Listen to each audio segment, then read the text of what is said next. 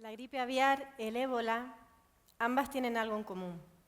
Son enfermedades que tienen relación con animales. Actualmente, el 75% de las enfermedades infecciosas que afectan a humanos son enfermedades de origen animal.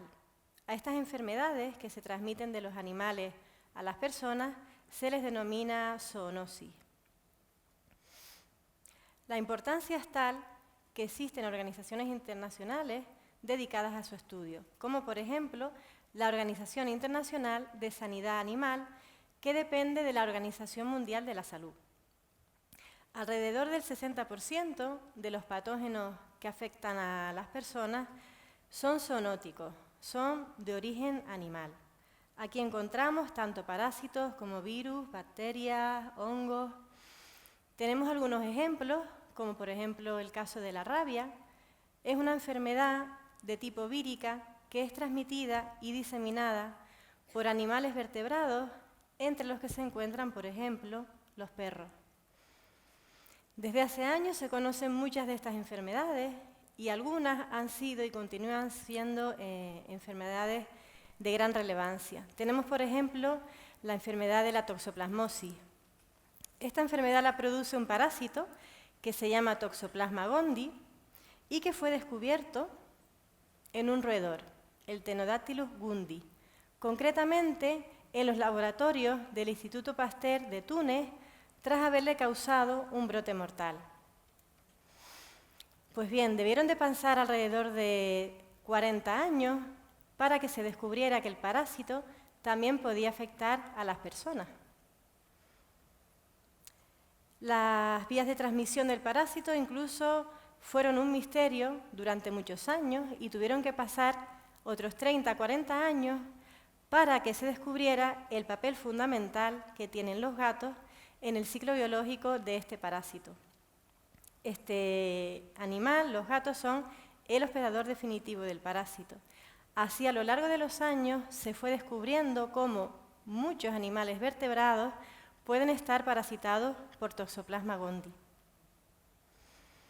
Tenemos otros ejemplos, algunos de ellos parásitos intestinales que causan severas patologías, como por ejemplo un parásito que se llama Giardia y que nosotros en un estudio que realizamos detectamos como una variedad que es típica del ganado, solamente se había detectado en animales de granja, estaba infectando a una población, a los miembros de una población, en una zona rural de Egipto, probablemente debido al permanente contacto de estas personas con los animales, ya que era una población ganadera.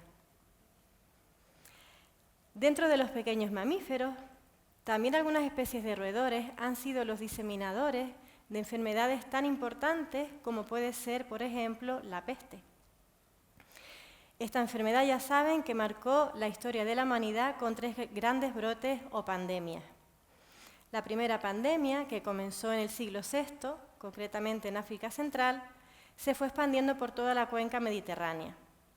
La segunda, en la Edad Media, afectó a Europa y Asia y causó una crisis tan grande que motivó cambios en las estrategias de políticas sobre el área sanitaria.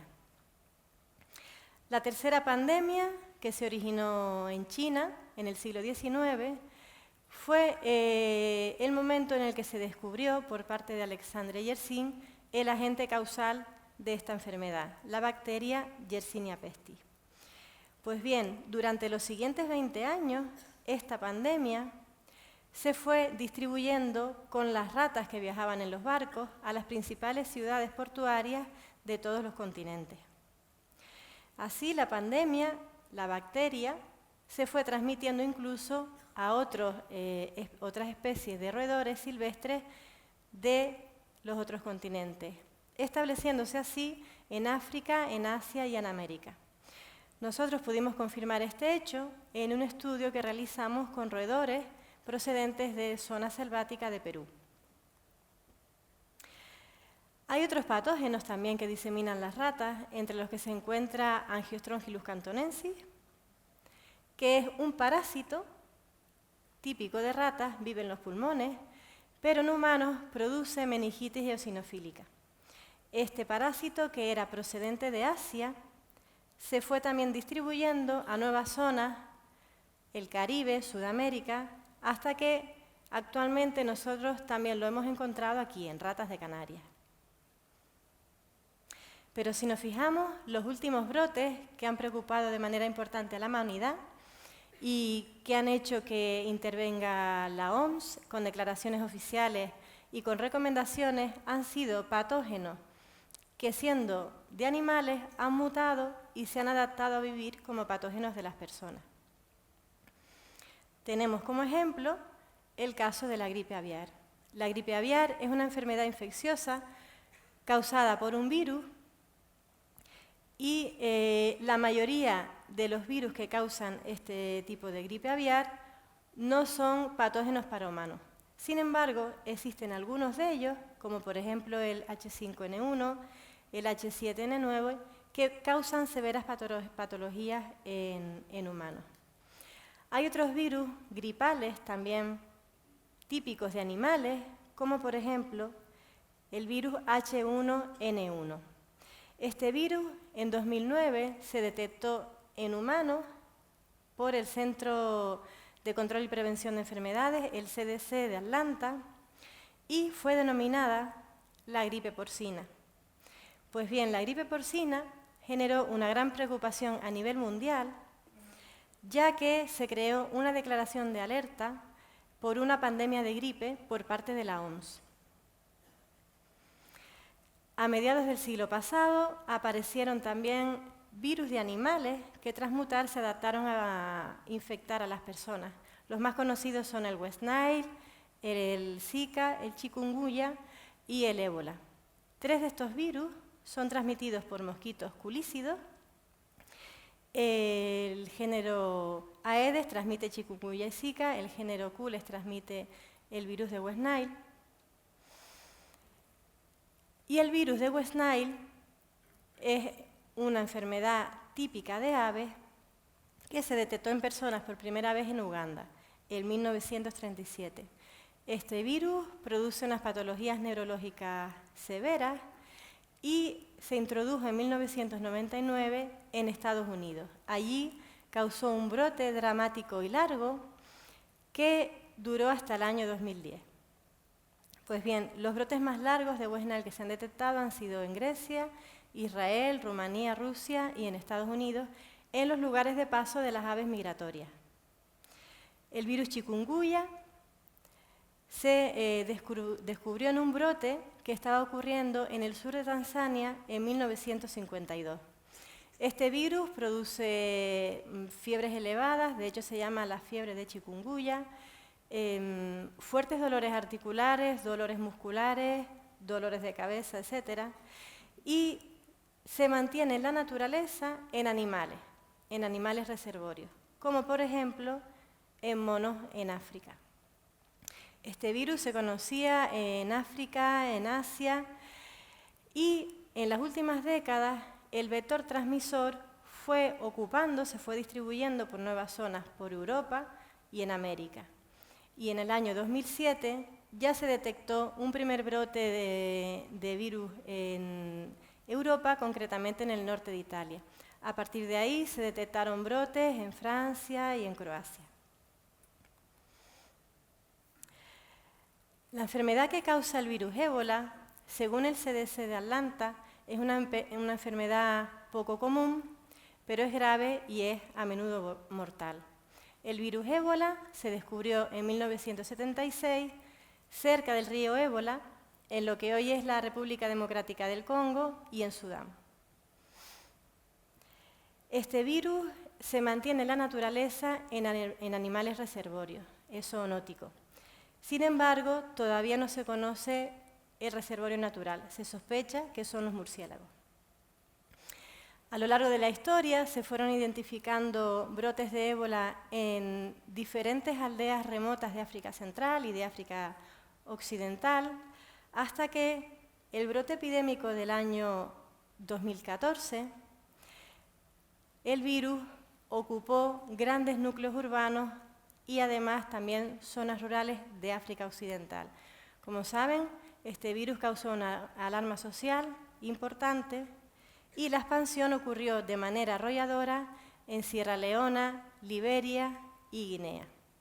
¿Qué es lo que había cambiado para que esto ocurriera? ¿Qué es lo que motiva este tipo de brotes? Puede que las mutaciones genéticas, puede que la invasión de nuevos hábitats por parte de las personas, entrando en contacto con nuevos patógenos de animales. El virus Zika se descubrió en monos en Uganda en 1947 y 5 años después se descubrió que también estaba afectando a las personas. Los brotes de Zika se habían detectado en África, América, Asia y el Pacífico, hasta que el brote que comenzó en 2015 en Brasil notificó una relación entre el virus Zika y la microcefalia y el síndrome de Guillain-Barré. Pues bien, estos patógenos, a pesar de haber sido descritos el siglo pasado, todavía son una amenaza. No existe una vacuna para ellos, no hay tratamientos efectivos y los medios de control todavía no son los efectivos. Por otra parte, la administración inadecuada de determinados antibióticos, de determinados tratamientos, ha producido la creación de resistencia por parte de los patógenos a estos antibióticos, medicamentos, con la creación de genes que son genes creadores de resistencia. Estos genes los pueden crear tanto las bacterias como los parásitos. Y por otro lado, se ha encontrado genes generadores de resistencia en gérmenes que son aerotransportados. Se ha demostrado también que estos genes que viajan con estos gérmenes se pueden incluso transfectar a otros patógenos, confiriéndoles nuevas resistencias. Todo lo anteriormente expuesto nos hace pensar que las patologías transmisibles del siglo XXI se originarán por varios motivos. La mutación de patógenos, que siendo propios de animales se adapten a vivir en las personas. Gérmenes que tras tratamientos inadecuados o incorrectos consigan crear linajes o variedades resistentes a los tratamientos disponibles. O la transfectación de esos genes por gérmenes aerotransportados a nuevos patógenos. Por todo ello, es imprescindible el estudio continuado de los patógenos presentes en animales, tanto silvestres como animales de compañía. Es muy importante el estudio de sus genomas, el estudio de los factores de virulencia, sus características, ya que lo único que queremos que nos transmitan los animales es el cariño. Muchas gracias.